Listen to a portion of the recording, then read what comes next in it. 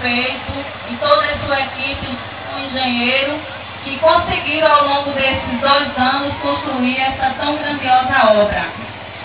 Eu desejo a todas as famílias que aqui estão, que aproveitem essa instituição, né, esse lugar que a gente sabe que tem o poder de transformar crianças.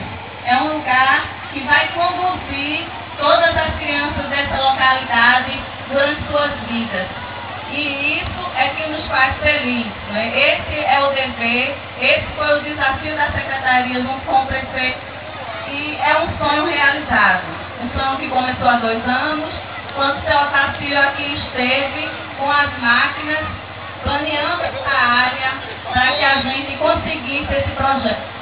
E o prefeito não mediu esforços, né? Ele não descansou enquanto não deixou essa área totalmente terraplanada para que a gente trouxesse essa grande escola de referência aqui para esse bairro do